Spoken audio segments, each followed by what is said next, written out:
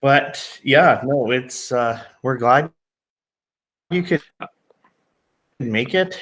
Niigaan, I Wonderful. know you've been pretty busy, and I'm super excited that Sarah is able to join us. And I know through our conversation, you have some great things lined up for us today to discuss.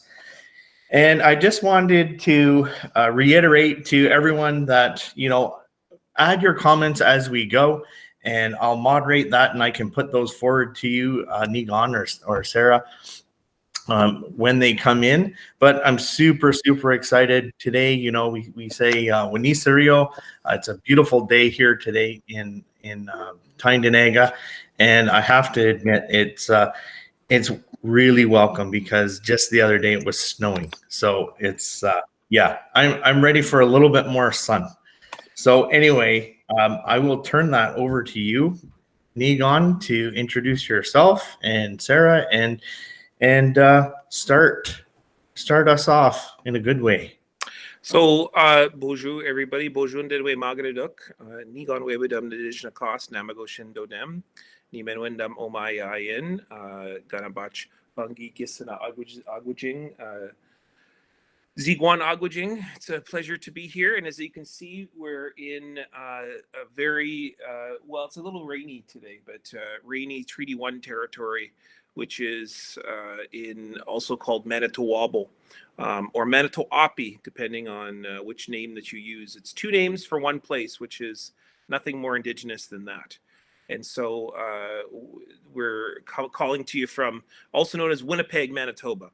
And I woke Sarah up this morning because normally she doesn't get up till about half an hour from now. So do you want to greet everybody? Yeah. Bonjour, Niigaanwewidam Indigenous Cause, Namagoshin Dodem. Hello, my name is Sarah Fontaine Sinclair, but my Aboriginal name is Niigaanwewidam, which means the light that dances on the water. Yeah. Great. And so what we want to do is we want to say greetings to everybody, all of the students. And I always get the name. You guys have the longest school division name ever. So it's Troy, help me out here. Prince Hastings or something? Hastings and Prince Edward. Hastings and Prince Edward. See, I combined it all. We Anishinaabe are very efficient. I just called it Prince Hastings. Yeah, so Hastings and Prince Edward. Well, District yes. School Board. And so I love your territory. I know this is, it's not always the most advantageous for Anishinaabe to compliment Haudenosaunee on their territory, but it's sort of our territory as well. We share the territory. We're all family down over there. And your territory is beautiful, like absolutely one of the most beautiful places in the entire, all the places that I go in the country. And I had a remarkable, beautiful time last time I was there. And I love the drive up. It's a beautiful drive up there. Sarah hasn't been there quite yet, but I think I'll plan to bring her over. Her and I have gone on many trips together for my travels and my work, but mostly to Niagara Falls to go see the Treaty of Niagara territory. And so, but we've been many places, eh, babe? Yeah. So, you want to tell everybody where you've been with your father or with your mother, for that matter? Oh my gosh, there's so many places. I've been to Thunder Bay, Niagara Falls, Toronto, Sudbury, Toronto. Toronto, and we had plans. Sarah and I actually right now we're supposed to be preparing for our big trip to Scotland. So, which leads us to what we want to talk about for today. What were we going to do this summer, Sarah? We were going to go to the National Sinclair Gathering, which is our last names, and it's a big gathering with a bunch of all of the Sinclairs around the world, I guess, but more of the Scottish side of Sinclairs. So yeah, I was gonna pull up a picture, but I forgot to pull up that picture. But so Sarah and I come from a family that's very complex. And that's what we really want to talk about for today, and some of the things that we've been doing to honor our different families and to think about the ways in which our families are very interconnected in this territory, babe? Yeah. And so, we're of course, Sarah and I are Anishinaabe, and Sarah is, Sarah's also has some Cree lineage, as well as I have some Cree lineage as well. But we're both Anishinaabe, and so that's also called Ojibwe or Chippewa if you if you don't know who Anishinaabe people are. And we come from a community called Selkirk, Manitoba, or St. Peter's, or also called Peguis First Nation, and in southern Manitoba. And that's where we're both affiliated. We're both listed with Peguis, but we also have many other connections too. Sarah, for example, is Cree from a place called Opaskwayak Cree Nation, and Sarah has a very special story about her birth. So we're somebody apparently is sharing their screen. So thank you, Devin Keller, for sharing your screen, which is fine.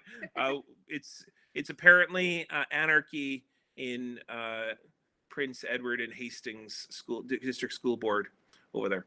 Okay, but Sarah's going to tell a little bit of story about her birth. While I get our tea. I'm just going to get our tea ready. So over here. So Sarah, talk about your birth. Sarah is the first baby born on Opaskwayak Cree Nation in 60 years. So, as my dad said, I was born on Opaskwayak Cree Nation, which is a Cree nation, and there's also like a reserve, right? Like it's in a reserve. But there's the Opaskwayak Cree Nation. There's like a little tiny part of Opaskwayak, or the Paw, that is Opaskwayak Cree Nation. And so everyone in that little area is very, very interconnected, and they're all very everybody knows each other. It's like a big family, basically. And so my mom decided that she wanted to give birth in Opaskwayak Cree Nation, and I was the first baby that was to be born in Opaskwayak Cree Nation. And it was very special because it was never done before in like 50 years. So everyone, when the days leading up to me being born, everybody knew about it. Everyone was talking about it. Even animals came to see me. Like I know that my dad and my mom saw many different animals. Like for example, there is like this little furry muskrat, like a very brown furry creature that came to the door, and he was looking at the door and looking to see. They say that if I was born, he was looking to see if he could greet me yet, but it was still a day until I was like my due date. I know that my mom saw while I was being born, she saw a blue little bird in the corner. And so when I was born, my grandmother caught me from when I was being born. She caught me from coming out of my mother's stomach, or coming out.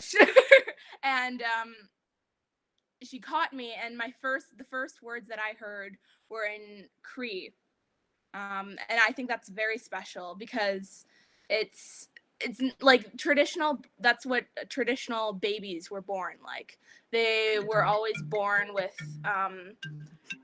people with Cree being like language being introduced the baby into the world, right? Yeah. So we're going to take you on a bit of a journey for us, and to show you a little bit about our family, because Sarah was not only the first baby born in her First Nation, her mother's First Nation, but it was in very, very many ways a rejection of the stories that were often told, which is that Indigenous peoples can't govern their own children, can't control their own lives.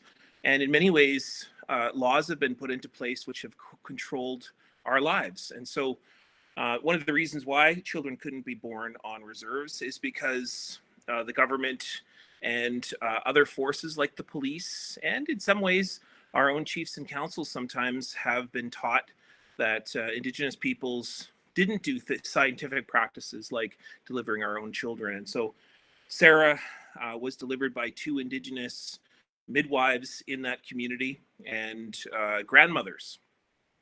I was there, but pretty much it was all women all the time, running that birth, making sure that Sarah was comfortable and making sure that when she entered the world, she only heard Cree.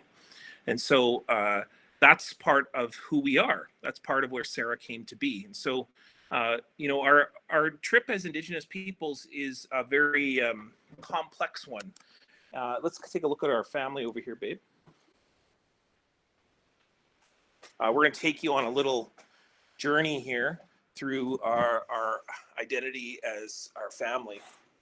This is what we call in our house the wall of history, the wall of pictures of our family and where we come from, where we are and where we come from. And so, as you can see here, here is Sarah. Many of Sarah's accomplishments, right here. I'm actually trying to see if I can make the screen a little bit bigger. Only how do I touch? If you touch that. If I touch my own screen, I'll be able to see a little bit better. Pin it. Yeah. Oh, there we go. Okay. So there is Sarah's accomplishments right there, including, many of her awards. She's done speeches and competitions and so on. And then right there is our family. And that right there is my father right there, who is Senator Murray Sinclair. And that's my mother right here. And there's my sisters and my cousins and so on. And our family comes from a very complex and rich Indigenous family, but not just that, but also our non-Indigenous family. So I don't just have an Indigenous mother, but I also have a non-Indigenous mother, which is right here. And so she's the woman that gave birth to me, and her name is Jeanette, and she is French, going all the way back to Quebec. She comes from a family called the Gamache family and the Warren family, which is from Regina. And that's where we come from. And our complexity is so rich, in fact, that the trip that Sarah and I were supposed to take this summer, which was to Scotland for the International Association of Sinclairs, you can see I'm doing a very terrible job right there. You can see in that picture right there. What's that right there, babe? That is the Scottish, the Sinclair National Gathering. That's. So the Sinclair National Gathering was held in Winnipeg last year. And we had a chance to go to that dinner and meet all the different Sinclairs from all across the world, because the Sinclairs are a fur trading. They come from Scotland. The name comes from Scotland, and they traveled all throughout the world to travel and settle in different areas of the world. And one of the places that Sinclair settled, or a man called William Mackay, he settled in northern Manitoba in a place called Norway House Cree Nation. Norway House Cree Nation is where my family, my great-grandfather comes from on the fur trading lines through Lake Winnipeg. And so we are Sinclairs from hundreds and hundreds of years ago, from a single Scottish settler who came to northern Manitoba, connected with Cree people and later Ojibwe people in Peguis First Nation, and that's where we are today. And so this summer we were supposed to go to the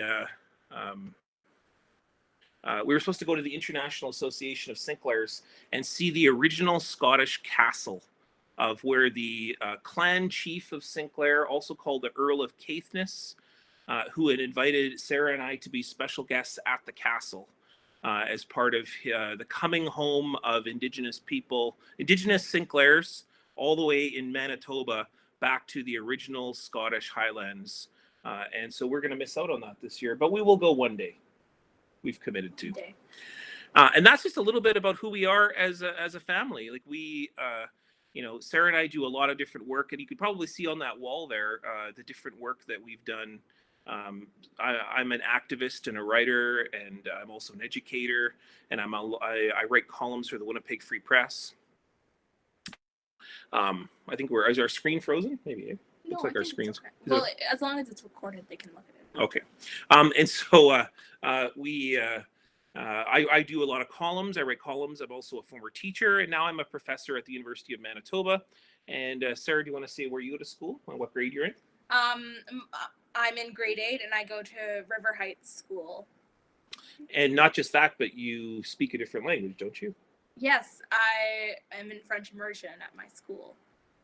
And so Sarah and I both do a lot of things called activism. And so we do a lot of things to advocate for different elements of our community.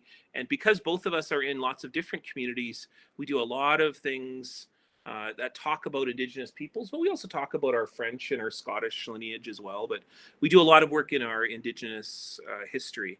And so one of the things that I most often do is I write columns in the Winnipeg Free Press, and I also do a lot of speaking nationally on TV, on CBC, also on different platforms like that.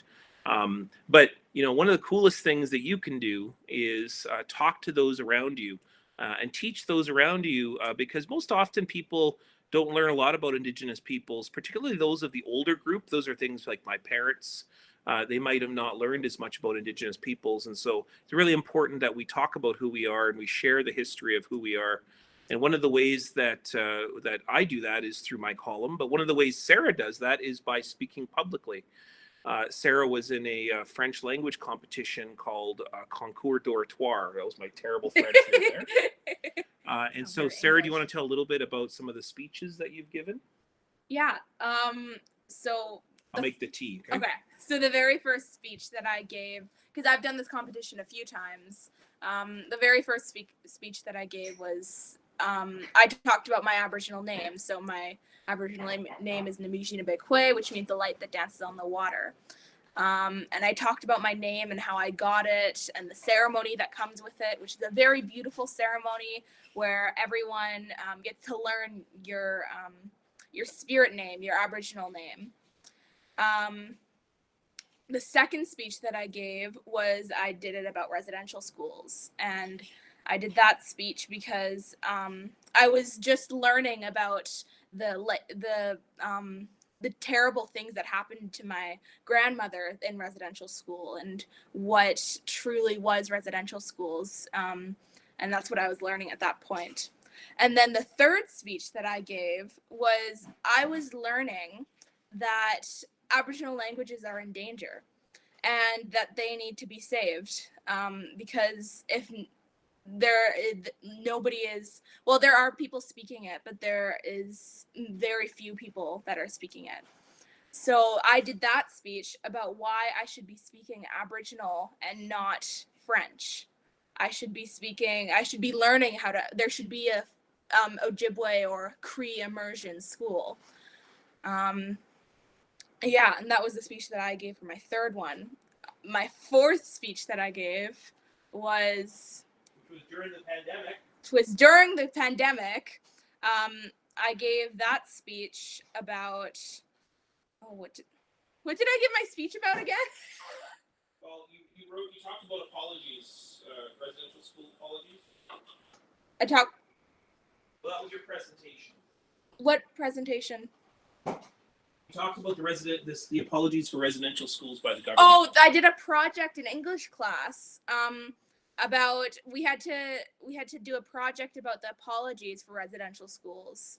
This is in Concours d'Oratoire, but I did do something in English class. We had to read a bunch of articles and determine the different apologies and why they were said and how they were connected and how they influenced each other. So we learned about the government apology and the church's apologies and how that affected Indigenous culture and forgiveness between government, churches, and Aboriginal people. So how that affected each other. So as you can see, Sarah is not just a person who's learning, but she also shares knowledge that she experiences about Indigenous peoples. And so what we want to do is we want to share briefly a story about a journey that Sarah and I went on with our family and what we've done here in Manitoba. and a little bit about why we do the work that we do. And so, Sarah, you can stir your tea there. Oh, sorry. Sorry, I'll go to present now. So here we go. I'm trying to share my screen now. So Yep, can everybody see? Can you see it now? yeah, they can see it. Yeah, it's coming on. Okay. So Great. in 2000 and geez, I think it's 2012 now. 2013. I thought it was 2011. 2011. I'm sorry. Or 2011 was the first dream, I think. Right? Oh yeah. So in 2011, our mother, Sarah's grandmother, had a dream, and what she dreamt about was our relative in the Lake Winnipeg, and she dreamt that Lake Winnipeg had been calling out to her. So this is a picture of my mother and then my two sisters, Danae and Jess. And they came together as mother and daughters, and invited the rest of the family to come together to share this beautiful dream that my mother had, which was that Lake Winnipeg needed help. And so she had this dream about Lake Winnipeg being very sick and wanting the help of everybody in our family to be able to get better. And so if you know the history of the word Winnipeg, we often think of it as a city, right?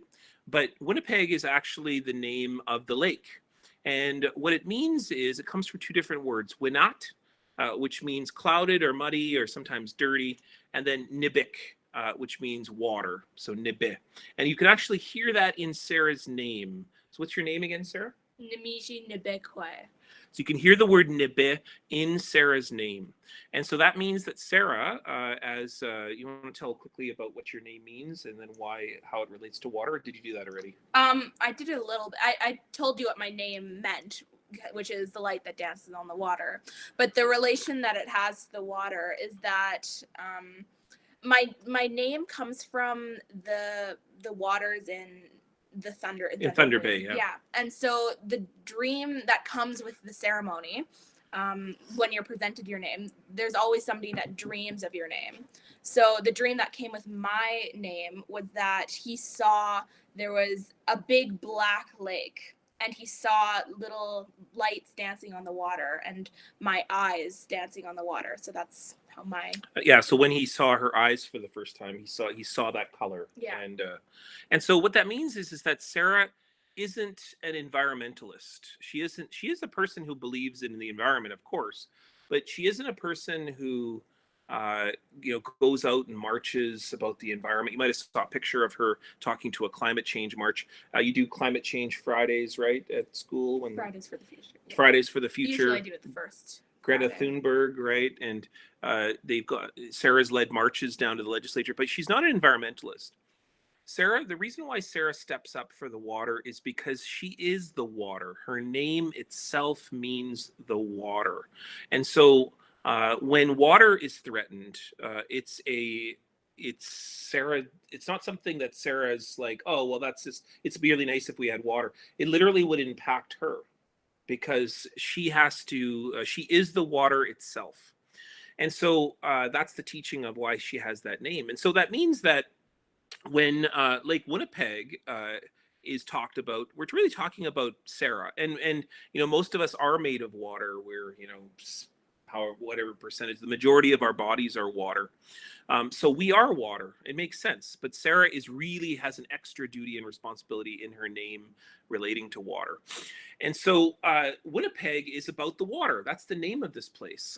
We aren't just in this place called Winnipeg as a city, but when we hear the word Winnipeg, we're actually talking about the water, like what's happening in the water itself. Now, Winnipeg in Manitoba has a very rich history when it comes to water, because we used to be covered by a big ocean called the Great Lake Agassiz. And the Great Lake Agassiz was this big, massive ocean which covered parts of Manitoba, or virtually all of Manitoba, Saskatchewan, Northern Ontario, into Michigan, into Minnesota, into North Dakota and South Dakota. Even you can see way up until Northwest Territories there, in Nunavut, even tips of there. Now, what happened was that it used to be a great glacier that melted, and eventually drained into what's now Winnipeg or Lake Winnipeg. And so you can still see that glacier, the effects of that glacier, which is carved into the rivers and the lakes in what we now know as Manitoba. So this story about the word Winnipeg comes from that story. It talks about the draining of Lake Agassiz. And what's actually in that water is called the Attigib, or the algae. And the algae is that thing that gives water life. It's the vegetation in water. It's the food that fish eat in water. It's what gives water that green tinge, or that blue-green tinge. That's what algae is. And algae is like the building blocks of water. But the problem is that if you have too much algae, then things get sick. And one of the ways that algae is produced, or Attigib is produced, is when we put things in the groundwater. And as you can see here, Lake Winnipeg isn't just a waterway here, but it is what's called has a watershed. It's like a watershed, meaning that everything that happens on that land goes into the groundwater or the river system, and then flows into Lake Winnipeg in it like a big funnel. Everything, so you can see here, in Saskatchewan, anything that happens in this river system, anything that happens on the farms here down in North Dakota, South Dakota, anything that happens in northwestern Ontario, if people put shampoo in their hair, for example, or if the farmers spread pig fertilizer on their land, or as you can see in northern Alberta, what happens in northern Alberta, like what's happening up in this area over here. Well, it's the oil sands. And so when people produce oil and put oil into the waterway, everything flows into Lake Winnipeg. And when it's phosphorus, which is often pig fertilizer or oil or hair shampoo, that means that phosphorus turns into algae. And so, not to be too scientific, but to tell you that everything we put on the soil turns into algae. And when we overproduce algae, then Lake Winnipeg gets very, very sick. The fish begin to die because they can't breathe in the water. It's too much vegetation in the water. People get swimmer's itch. And also there are areas of Lake Winnipeg which are called dead zones, meaning that fish can't live there, vegetation can't live there, and the lake is virtually uninhabitable. It can't be used by anybody, even ducks who fly in and cannot feed off the water any further. So, this has been really foretold by different Indigenous peoples. This was the Treaty of 1817, which talked about people living along the riverway. And this was Peguis and Selkirk. This is the original treaty that creates Manitoba. And even he was talking about the importance of Lake Winnipeg to Selkirk. And what he said is that take care of the earth. As you can see, these are the animals of the earth. If you take care of the earth, then you will also take care of the land and the water in which we live in. That's the basic meaning of that treaty. And so that means that we have forgotten the power of that treaty. We've forgotten about the importance of that treaty. And so my mother and my sisters, because Lake Winnipeg has gotten so sick, decided to walk the entirety around the lake. And they walked for 1,400 kilometers. Carrying part of that water with them.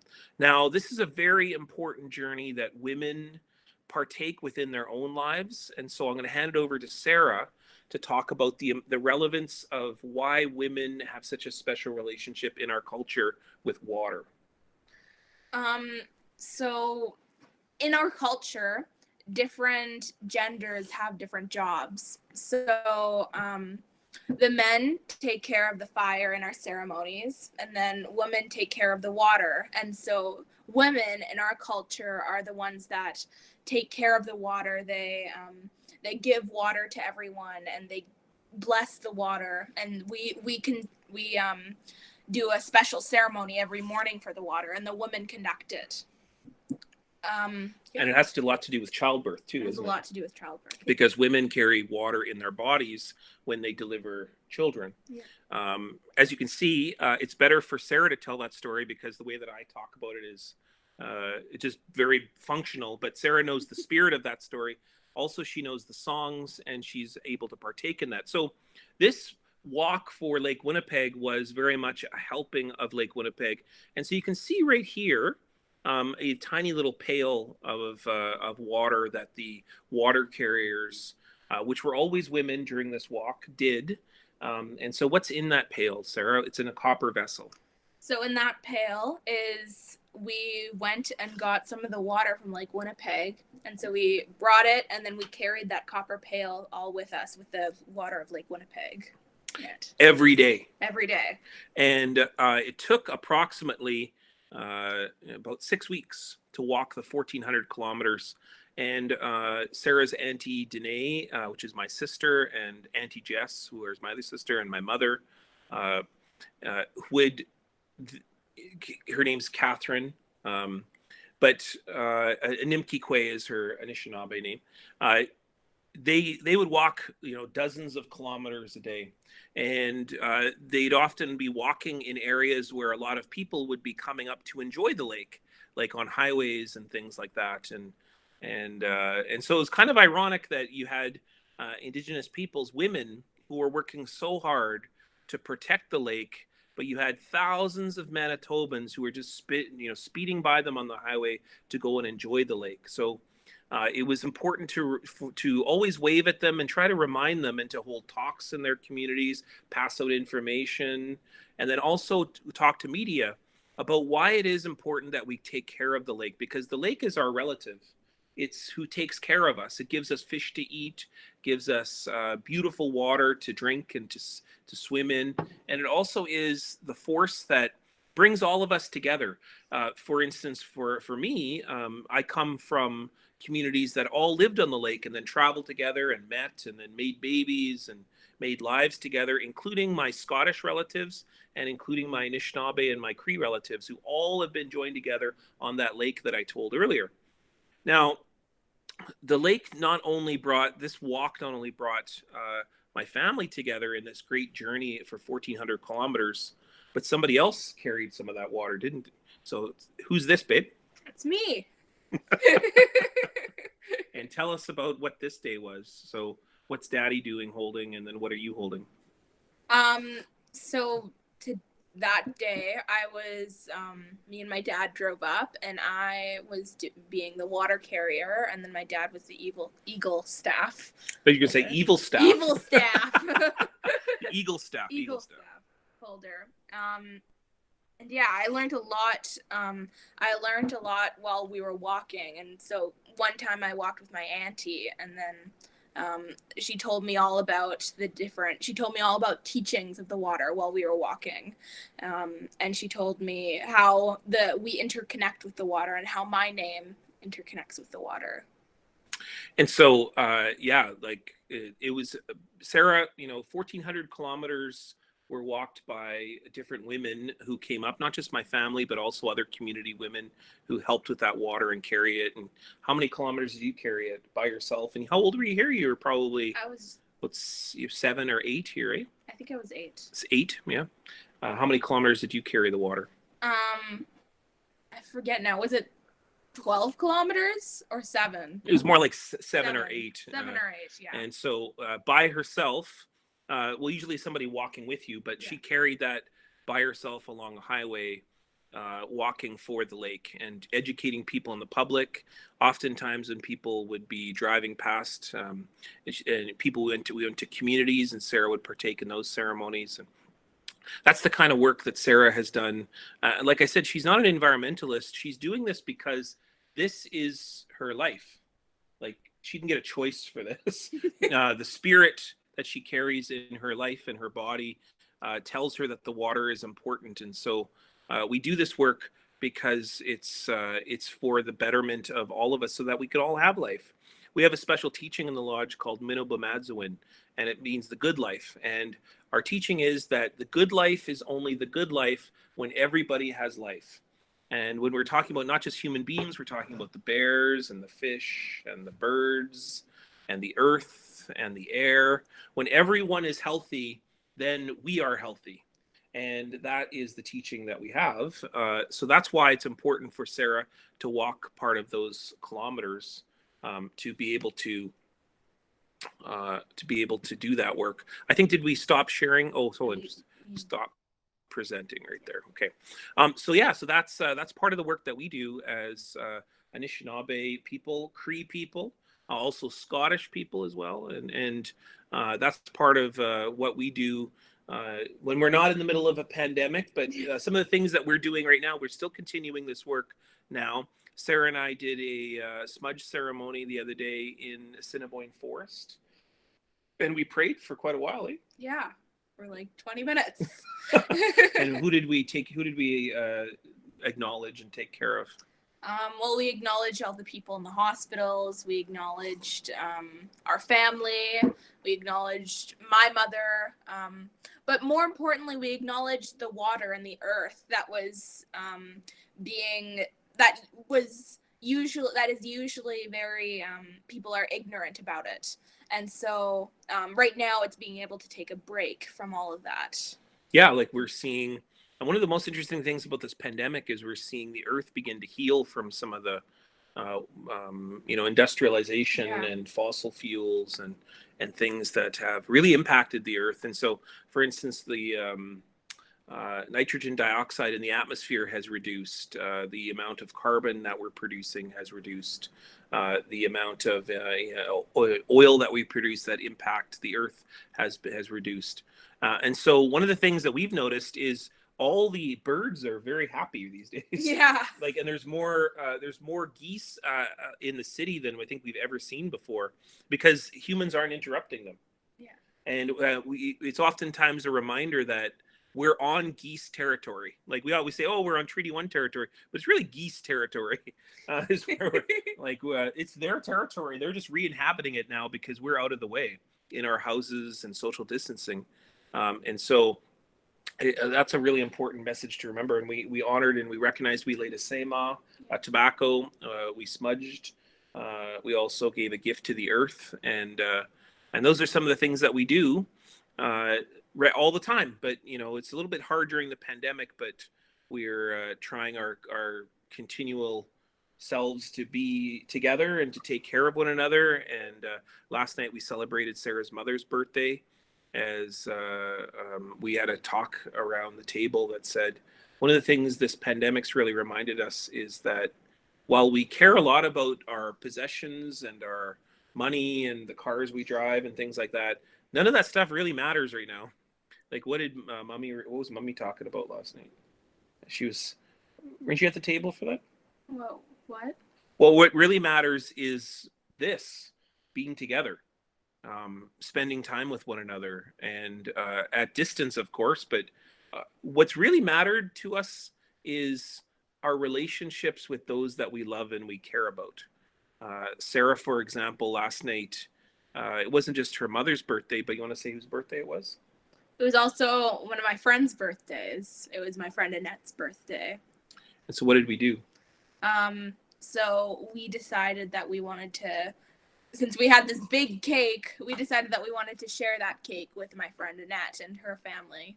And so we also decided, since we're bringing over the cake, we better, because since my mom got this big bouquet, we decided to give her some of the flowers from the bouquet. And then I made her a card too, and then we went over to her house and sang her happy birthday. Totally surprised her. Totally surprised. She thought we were intruders. Yeah. And I guess what I'm trying to say through that is what Sarah's done for the lake. That's what she's done when she was born. That was the gift that was given to her, the language that she was given, and the consideration and commitment that her family showed to her. And now, as a person, Namiji Nibikwe, she is also doing that with her Indigenous relatives, but also her non-Indigenous relatives. Annette's not an Indigenous person. Yeah. And so that is what being Anishinaabe is all about. It's about recognizing the gifts that you've received, and then also giving those gifts back, which is why that term miigwech is so important. You might hear that term miigwech said a lot. The Prime Minister even says it sometimes. And that word miigwech doesn't mean thank you. What it means is comes from the verb miigwe, which means I give. And so when you hear miigwech, what does it mean, sir? It means you're giving something back when you're saying that. Yeah, or you're giving something to someone else. Yeah. You're committing to giving that gift onwards. So when you say miigwech, what you're really saying is, I will give. I promise I will give. And so Sarah did that last night with some of the cake, and Sarah did it with the Lake Winnipeg walk, and we also did it together as a father and daughter in Assiniboine Forest, which is the forest right in the middle of the city that we go walking sometimes, and recognizing the earth. And one of the things that I've discovered during this pandemic that I didn't even know about is Sarah has been an amateur photographer for like years, and I don't even know. She uses her phone to take hundreds of photographs, and I didn't even know this till I saw her in Assiniboine Forest. It took a pandemic for me to realize that my daughter's a visual artist. Well, I knew you were a painter, but I didn't know that you did photography. So now, since I've discovered this talent that she has, we're making a whole art wall in the house based on Sarah's photography, which is pretty darn good. In fact, I tried touching up some of her photographs, and she got mad at me last day. Well, you tried turning some of them black and white, and I didn't want them black and white. So apparently, you don't mess with a person's artism. So you've given us so many things to talk about, and I'm really, really thankful that you took the time to explain about Sarah's name, because a lot of times people will hear someone introduce themselves in the First Nations using their First Nations name. And I think it was really important for the students and the teachers that are on the call to hear that there's a lot to it. It's not just a name. There's responsibility that's attached to it. There's all of these things. So I think that's super awesome. And I always like hearing about how young people are using their gifts, right? Because one thing that we always say is that everyone is born with a gift, and it's kind of up to the adults that are around them in the community to help them figure out what those gifts are, and then also to teach them how to use it. So that's just fantastic. So the other thing I wanted to ask, Niigaan, when we were talking, you were mentioning a top 10 list.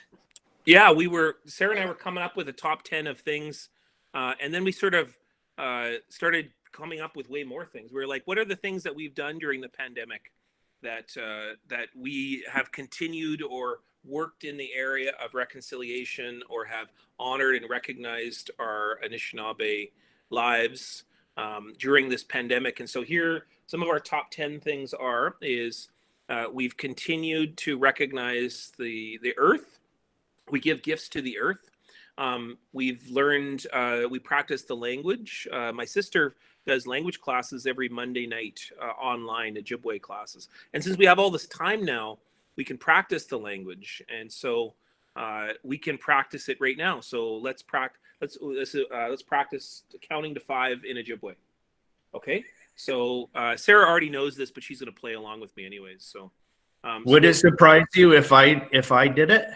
Oh, that would be, it would feel like the Ojibways have finally been legitimized. It was one of the first things my wife taught me. Okay, well, we know that that counting to 5 starts off with Bishik, Nish, Niswi, Niwin, Nanan. So, Sarah? Bishik, Nish, Niswe, Niren, Nanan. There you go. And so that's part of some of the things that we do when we Sarah and I work really hard to try to include the language when we talk. So for instance, we don't call the geese geese, we call them Nika or Nigak if there's more than one. And we know the word Nika because the word Nika has a lot to do with protection. And we saw the geese protecting one another the other day, eh? Yeah. When we were out on our walk. In fact, we thought the geese were coming to attack us. Yeah. Because we came too close to their nest. So, or we use for the other day we told Winneboju stories on our walk. And anyways, so we've been really talking about our culture. We've been sharing things that we've been reading That's another thing that we've been doing is every time we read something, we try to share it with the person that we're closest to. Sarah will tell me about what books or stories she's reading. She'll ask me about a creation story that I've read or that I know about. We also talk a lot about our family. And we really honor our family and recognize our family. One of the things that my mother, Sarah's grandmother, has been doing is making masks for all of our family. And so we recognize her and we tell her we love her all the time. And we can't visit with her because she's in a seniors home, seniors building, and so we don't want to infect anyone there. And so some other things that we're doing is we're watching a lot of media. So if you get a chance to check out, there's lots of really amazing Indigenous musicians and comedians. And I've exposed Sarah to a group called the 1491s. Yeah. and Sarah's learned about them for the first time. So I'm teaching her about Indigenous art on YouTube. And do you want to talk about the video that you watched the other day about stereotypes, really? It's about it's like this. Is it like it's a non-Indigenous person, right? No, it's an Indigenous person. It is an Indigenous but he looks non-Indigenous, or he's what's called, he has very fair skin. Yeah. So he and then he dressed up like a stereotypical Indian and started dancing around with just a towel and headdress. You can just check it out. It's a video by the 1491s, and it's very interesting because it's at a place called Santa Fe, and it has the Indigenous market there, and it's very, very stoic looking Indigenous peoples, and then there's a few Indigenous peoples who might not look like Indigenous peoples, and so that's what he was trying to show. And then some of the other things that we've done is we've passed medicines, and we've used Indigenous medicines to keep ourselves healthy, involving smudging. We also have some cough medicine in case we get sick, which was from berries of Manitoba. We also use maple syrup regularly. That will be part of our keeping our blood healthy and keeping our systems healthy.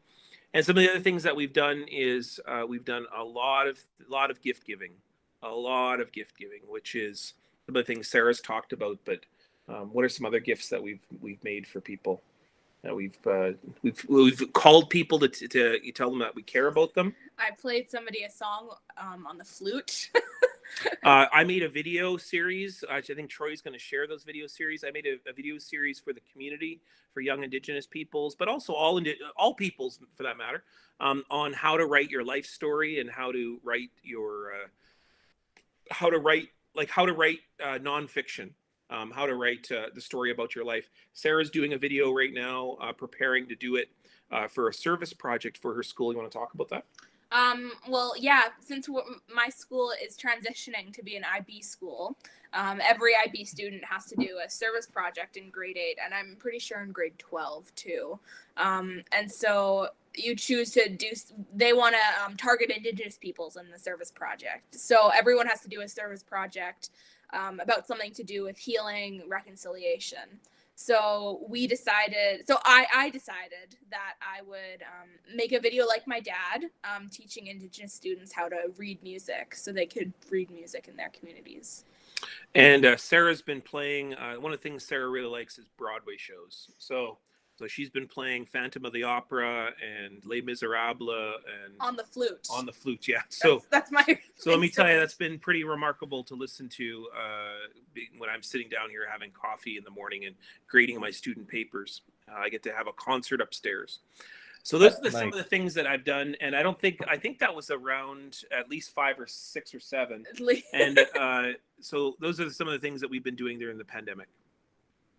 Niigaan, I haven't actually shared that resource or talked to anybody about it because I wanted you to do that because, I think it is fantastic. And can I just let you speak to it? Because that resource, I actually have it. I can put it, I can share it. Do you mind sharing it? I can share it on my screen. And I'll just speak to it. Yeah, perfect. Sure. There's an organization, and I think Ashley's come and spoken to Prince Edward Hastings, hasn't she? Yeah, she was here last March. Okay, so Ashley Richard, who is an incredible Métis leader here in Winnipeg. She's young. She's I think she's 25 or maybe she's 28 now. And so she contacted me in the very early days of the pandemic and said to me, hey, you should get involved with my organization. And she works for an organization called Taking It Global. And it's an education organization. I don't know much about it. I've never really heard about it before the pandemic, but they do a lot of service work and support projects of reconciliation, particularly for Indigenous youth.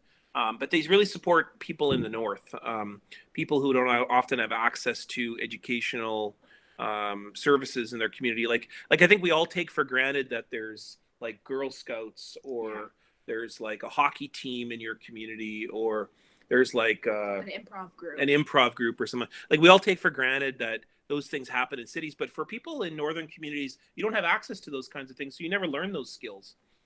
And so, or you don't have access to those skills. And so what they did was they created free online videos. They asked artists, Indigenous artists, to create short videos between as short as 3 minutes, as long as 20 minutes on how to do something. And so that all of us, when we're at home during the pandemic, can pick up a skill. And so you could do multiple videos or just one. And so I decided to do 4 videos. And some people decided to do like 10 videos, and some people decided to do 1 video. And there's hundreds of videos uploaded, and the project is called Create to Learn. And those videos are free to anybody. Anybody can go access those videos. They're on Vimeo, I think, the Vimeo platform. And the link is on the Taking It Global page, or if you just type in Create to Learn, CREATE. TOLEARN. Are you going to pull that up, Troy? Or I'm trying. Is it there now? Oh, here it comes. Yes, that's it. I'm sorry, that is exactly it. So Create to Learn is, as you can see here, you can learn about painting, and I can't actually scroll down, but if you scroll down about 40 videos or so, you'll find my video. There's 4 parts to it. I tell 4 different parts of how to create and publish your own life story. You don't have to worry about scrolling down or whatever. Oh, yeah. Okay. And then there's actors who have done it. There's bead workers who have done it. There's how to make music, how to use music platforms, how to build a website. There's just great projects. Students, artists have created these projects so that's all students. Anyone can, if you have 5 to 20 minutes in a day, you can go watch this video or a set of videos and learn a new skill. And it's pretty cool. Like, I think it's pretty cool. So like I said, Sarah's going to do a video as well for communities that can learn about how to read music. And I've learned a few skills as well. And the really cool thing is they're all Indigenous artists and professionals who are people like my age, trying to work with people like Sarah's age to try to help them and share the knowledge like we would do traditionally in the lodge. Like we do it. Sarah and I go to ceremonies 4 times a year, and for 4 days each time. And usually Sarah learns those skills like beadwork sitting around the lodge or something like that. But in this now you can do it online on computer screens. I hope that was enough, Troy. Is that a good explanation? No, I think that's great, and that's something I was really wanting to share out with with everyone a couple of days ago when you shared that with me. I'd seen it on Twitter, but it just kind of was one of those things that it passed by and I hadn't really explored it. But after you mentioned it, I went on and there's 181 different videos. It's unbelievable. And I imagine as well, Sarah is making another one, there will be more and more added. So I just think it's fantastic. And you nailed it. There's artists there's musicians, there's a young lady on there who has 4 or 5, maybe even 6 videos on how to start a business. So it's not just about art, doing arts, but it covers a broad range of things, right? So, and I don't want to make that sound like it's just about art, because art is fantastic. And we had Isaac Murdoch on with us Tuesday explaining the importance of art. So anyway, but I really wanted to have you explain that. And I think for all of our grade 11 English teachers and students who are out there. I think they would be really interested to check out the videos that you've posted on creating nonfiction. So I think it's a really, really valuable resource, and I'm excited to start exploring it a little bit more. So just in the last few minutes, the time went by rather quickly. Is there anything else that that you wanted to share? Or I haven't seen any questions posted. So is there anything else that you would like to share before we sign off, either you or Sarah? Well, no, I mean, we just, can I share my screen one more time? Because if I don't embarrass Sarah, then what's the point of my life, really? Oh, okay, here we go. Can you see my screen now? Here we go. Yes, it's just loading there now. Yeah. Okay. Well, you know, Sarah thinks a lot about her friends. And so this is a picture of her school friends. Grade you can 5. see Sarah from a Oh.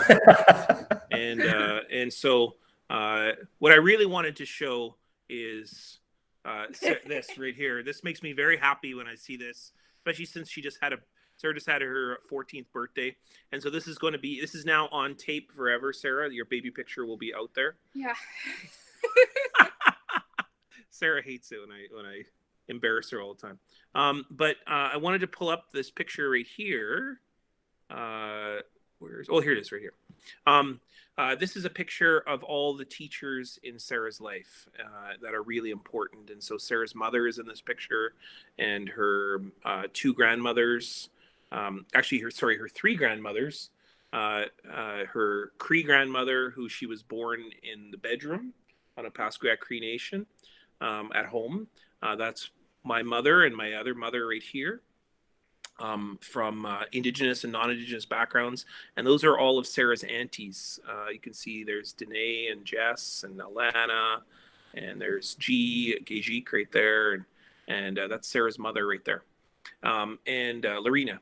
And, you know, just the remarkable people that it takes Sarah to understand who she is, and then also to help teach her. You know, we don't often get taught by a teacher. We get taught by the world around us, the people in the world around us, but also the earth and the water and the air. And those are all the different beings that are Sarah's teacher. Then now Sarah is also a teacher. Do you want to say a little bit about this ceremony right here? This is a really special ceremony where you grew up. Yeah. Yeah. So when there's every woman has a time in her life when she gets her period. So we call it moon time. And so when you get your first moon time in Aboriginal ceremonies, there's a ceremony performed for you. And it's a berry fast. So for a year, you go without eating any berries to teach you resilience and like self-control and about your body too, and about your body, and also about the power of you know, berries have a lot to do with blood, right? So so anyways, so you give up the berries, and and you start off with a ceremony with all of your aunties, and only women can go to that ceremony, and it's all about them teaching you what it means to be a woman and how you should be able to take care of your own body and how you should be able to be resilient on your own. And at the end of that 1 year, this was the ceremony at the very end of that year where all of the women in Sarah's life came together. And then finally, us men were allowed to be invited. And we all honored Sarah's growing up. And since that time, Sarah has really stepped into her own as a leader and as a thinker and as a person who, you know, takes very seriously the gifts that she's been given and then is handing those gifts back to us. Sometimes those gifts are hard to hear. Sometimes those gifts are really beautiful and very welcomed. And sometimes those gifts are things I didn't even realize are gifts. Like when Sarah plays the flute, or when she, you know, reminds me to put my gloves on, put my mask on, or she tells me about a book that she's reading. So all of those things that are gifts. She is now a teacher amongst many people. You don't have to be an older person to be a teacher. You can be a person of any age. So I want to say huge miigwech and thank you to all of you for being a part of this beautiful morning where we got to spend some time with you. And I know this will be taped and recorded.